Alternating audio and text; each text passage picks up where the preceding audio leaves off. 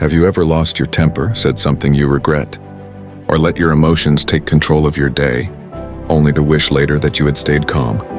We've all been there, but what if I told you that there's a way to train your mind so that anger, fear, sadness, or frustration no longer control you, but instead you control them? Welcome to today's video, a comprehensive guide to controlling your emotional reactions with 10 daily Stoic habits. If you're new here, don't forget to subscribe to the channel and like this video, because what you're about to learn could change your love life, your relationships, and even the way you see yourself. And make sure you watch until the end, because these habits, once applied together, can transform your life in ways you can't even imagine. So let's dive in, not with theories, but with stories, real, human, relatable moments that show how these Stoic habits can help you master yourself. Habit number 1, the pause before you react. Let me ask you something personal. Do you remember the last time you had an argument with someone you loved? Maybe your partner said something small, like forgetting to call you back, or they canceled a plan last minute, and suddenly your heart started racing. Your chest tightened, and before you knew it, words came out of your mouth that you didn't even mean. Hurtful words that later that night you wished you could take back. We've all been there, haven't we? That moment when emotions hijack our brain and we react without thinking. And the saddest part? Those tiny moments of uncontrolled reaction often leave the deepest scars in our relationships. Now imagine this, same situation. Your partner says something that stings. Maybe they forget an anniversary or dismiss your opinion in front of friends. Your first instinct is to snap, to defend yourself, to throw words back like daggers. But instead, you pause. You take a slow, deep breath. You let that 3-second silence hold you back. In that silence, something magical happens. You gain control. Instead of saying something cruel, you choose to respond with calm. That is the first Stoic habit, the pause before you react. Marcus Aurelius once wrote, "You have power over your mind, not outside events. Realize this and you will find strength." And he was right. That pause is your superpower. It's the space between stimulus and response. And inside that space lives your freedom. Think about it like this. You're in love, and love is fragile. Every word you say, every reaction you give, is like adding either water or fire to the bond you share.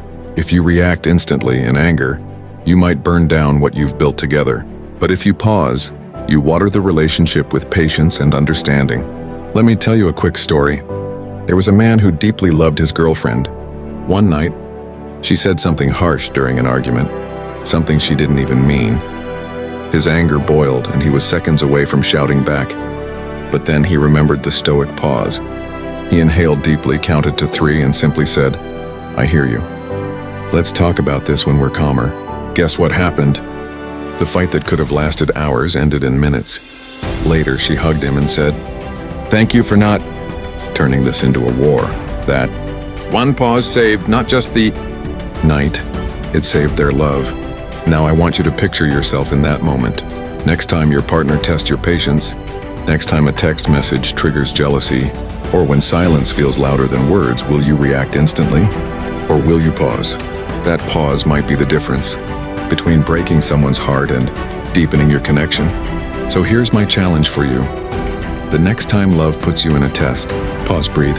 Think of the bigger picture, because when you master that small pause, you're not just controlling your emotions, you're protecting the person you love most and the relationship you've worked so hard to build.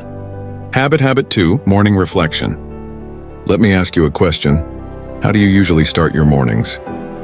Do you grab your phone, scroll through notifications, maybe check if that special someone texted you back? Or do you rush straight into the chaos of the day without even a moment for yourself? Now imagine this. What if the first 5 minutes of your day could decide how you handle love, arguments, disappointments, and even heartbreak? That's exactly what the Stoics believed. And this brings us to the second daily habit, morning reflection. Picture yourself waking up, still lying in bed. Instead of reaching for your phone, you take a moment to sit with yourself. You close your eyes and say, "Today I will face challenges. People may upset me. Plans might not go my way, but I will not let it control me. I will control myself." Marcus Aurelius, the great Stoic emperor, used to remind himself every morning, "Today, I will meet with interference, ingratitude, arrogance, disloyalty, ill will, and selfishness. Yet I will not be harmed by them." Can you feel the strength in those words? He prepared his mind before the battle of the day even began. Let's bring it closer to your life. Imagine you're in love.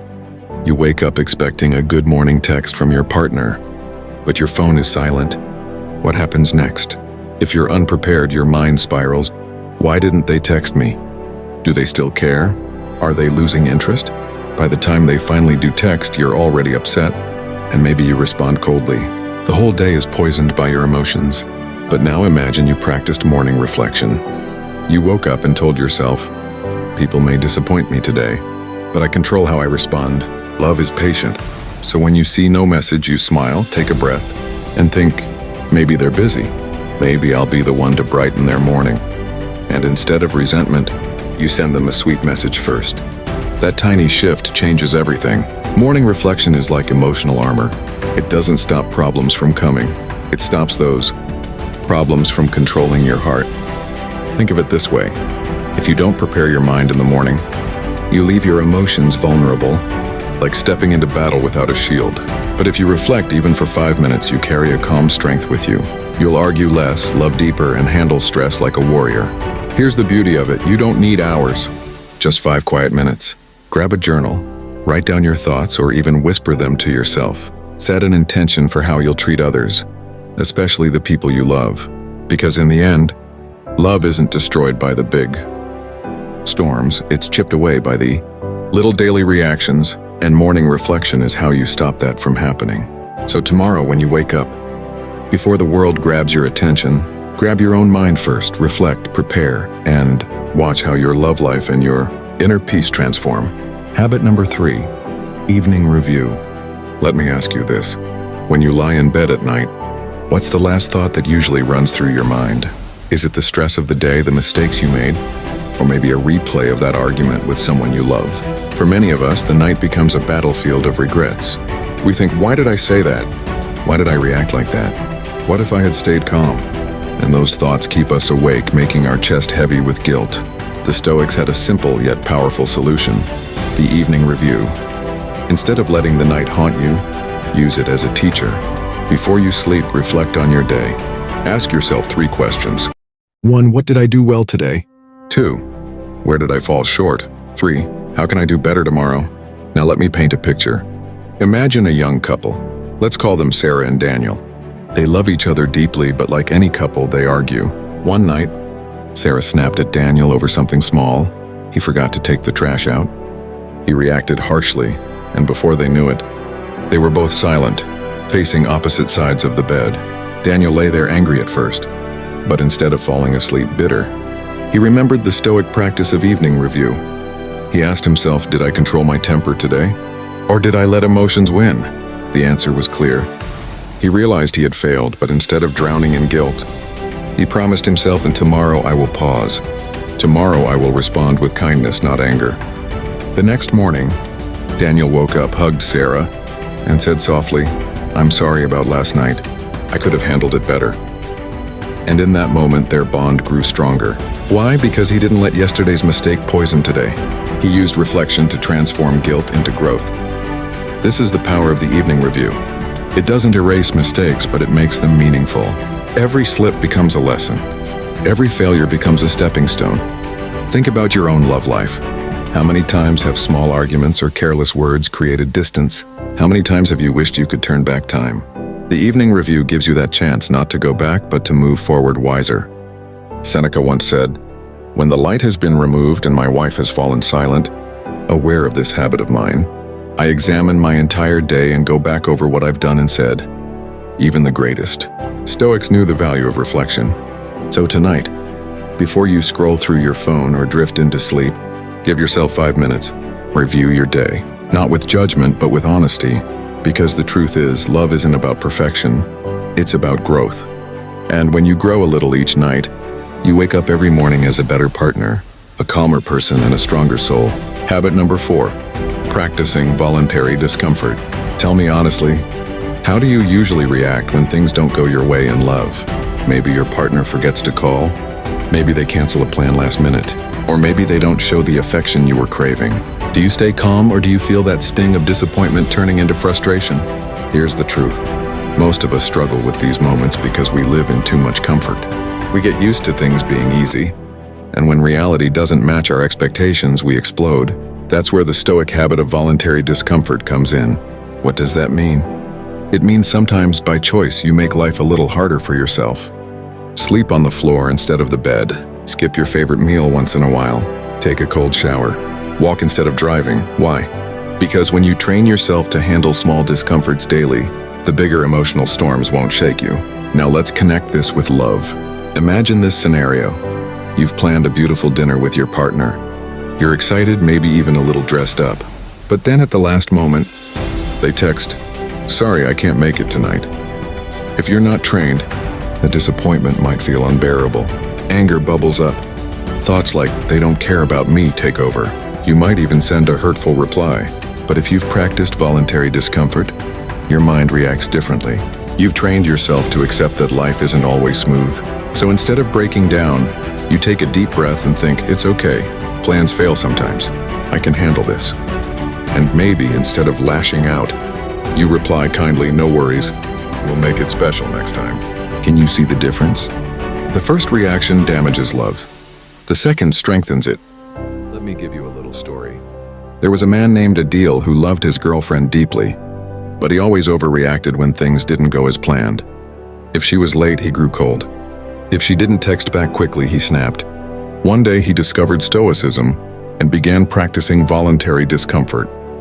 He took cold showers every morning. He skipped his favorite foods occasionally.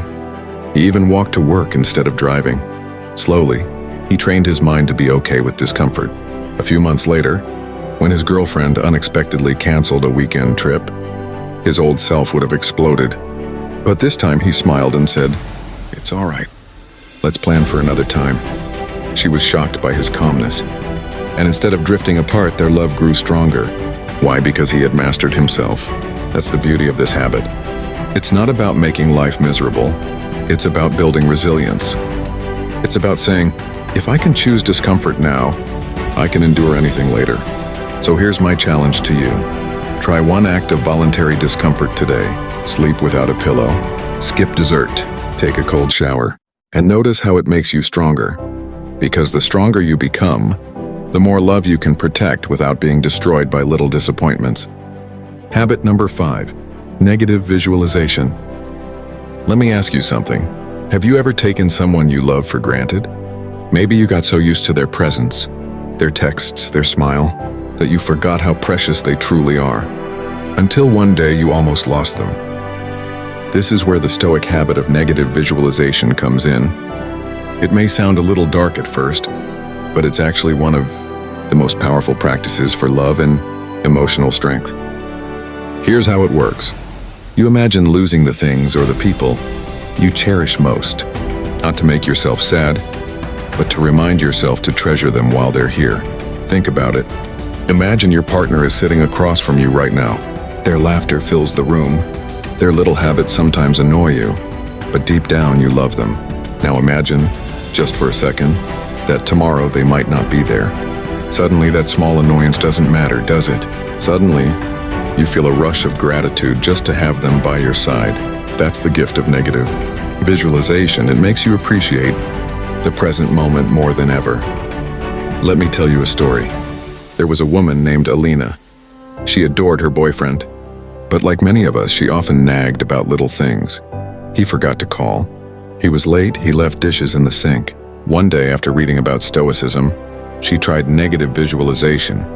She sat quietly and thought, what if he wasn't in my life tomorrow? What if this laughter, this presence was gone? Tears filled her eyes. Suddenly, the dishes in the sink didn't matter. What mattered was his smile, his voice, the simple miracle of having him in her life. The very next time he annoyed her, she paused, smiled, and hugged him instead. He was surprised and said, "What's gotten into you?" And she whispered, "I just realized how lucky I am to have you."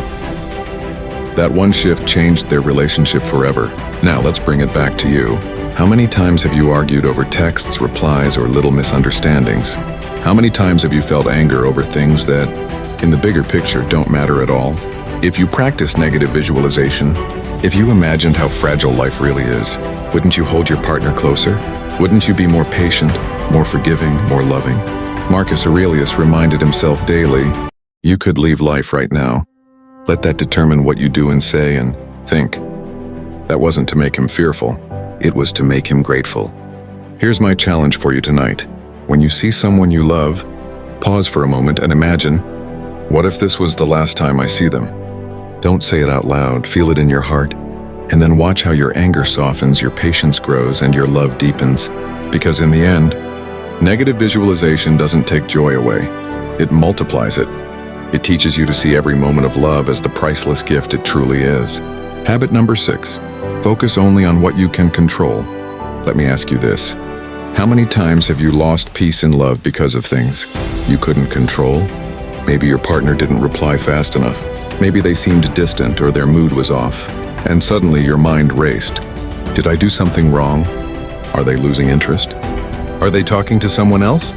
Hours go by and you're stuck in a storm of overthinking. But here's the painful truth. None of that was in your control. The Stoics had a golden rule. Focus only on what you can control and let go of the rest. Epictetus said it clearly. Some things are up to us and some are not. Your actions, your words, your choices, those are yours. But your partner's thoughts, their mood, their decisions, those belong to them. The more you try to control what's not yours, the more misery you invite. Let me give you a story. There was a man named Hamza. He loved his girlfriend, deeply but constantly worried about losing her. If she didn't text back quickly, he panicked. If she seemed quiet, he assumed the worst. His anxiety pushed her away, not because she stopped caring, but because his need to control everything suffocated her. One day, a mentor told him, "You cannot control her actions, only your own. If she loves you, she will choose to stay. If not, no amount of control will hold her." Those words hit him hard. From that day, he began practicing the Stoic habit, focusing only on his own behavior. Instead of sending angry texts when she was late, he chose patience. Instead of demanding reassurance, he chose kindness. Slowly, his calm energy replaced his insecurity. And you know what? His relationship grew stronger because love breathes best in freedom, not in chains. Now let's bring it back to you. How many nights have you ruined with worry over things you couldn't control? How many fights started not because of what actually happened, but because of the story you created in your head? When you focus only on what you control, life feels lighter.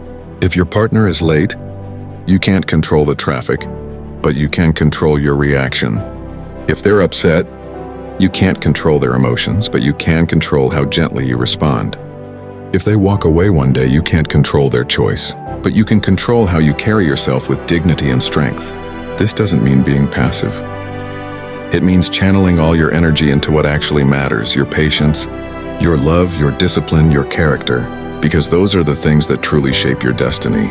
So the next time you feel that wave of panic or jealousy rising, ask yourself, is this in my control or not?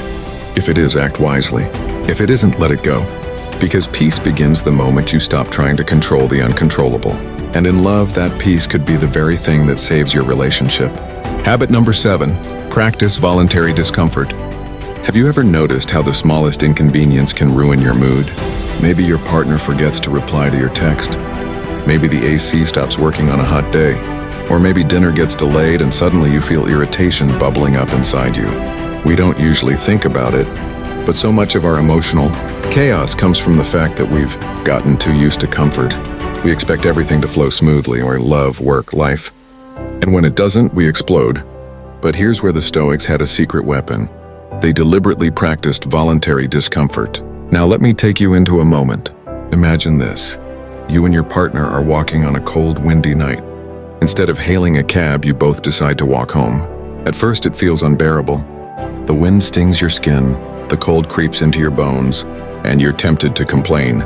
But then you notice something. Your partner's hand is holding yours, tighter than ever. Suddenly, that discomfort becomes a shared memory, a story you'll tell later. The cold is still there, but it doesn't break you. It strengthens you. That's exactly what the Stoics were after. Seneca, for example, would sometimes eat plain, tasteless food and wear simple, rough clothing, just to remind himself, I can handle less. Comfort doesn't own me. And you see, this is powerful in love too, because if every little inconvenience in a relationship makes you react emotionally, you'll constantly clash. But if you've trained yourself to sit with discomfort, whether it's physical or emotional, Then small things stop shaking you. Think about your own love life for a second.